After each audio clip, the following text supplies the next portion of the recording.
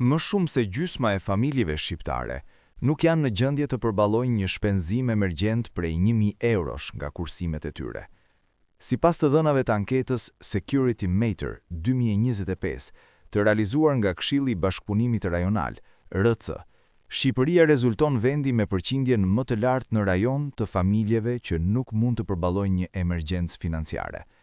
Konkretisht, 54.5% e të anketuarve deklarojnë se nuk do të ishin në gjendje ta mbulonin një shpenzim të tillë në mënyrë të pavarur, një rritje e lehtë krahasuar me vitin 2024, kur kjo shifër ishte 53.3%. Një nivel i lartë pasigurie financiare vjet re edhe në Maqedoninë e Veriut, ku pothuajse gjysma e popullsisë, 48.1%, nuk mund të menaxhojë një kosto emergjente në vitin 2025. Në të kundërt, Kosova shënon përmirësim të ndjeshëm. 50.1% e të anketuarve deklarojnë se mund ta përballojnë një shpenzim prej 1.000 eurosh, nga 38.2% që ishte kjo shifër në vitin 2024.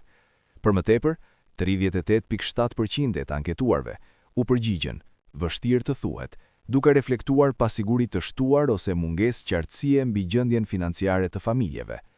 Në nivel rajonal, të dhëmat e vitit 2025 tregojnë se vetëm 33.1% e të anketuarve në 6 vendet e Ballkanit Perëndimor ndihen të sigurt se mund të përballojnë një shpenzim të papritur prej 1.000 eurosh pa marrë hua apo pa u mbështetur të tjerët.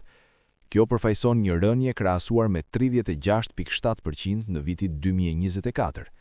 Në tërësi, rezultatet tregojnë se situata financiare është përkeqësuar në disa vende të Ballkanit Perëndimor gjatë periudhës 2024-2025, duke nxjerrë në pah brishtësinë ekonomike të vazhdueshme dhe presionet sociale që mund të ndikojnë negativisht në mirëqenien dhe të nxisin emigrimin në rajon.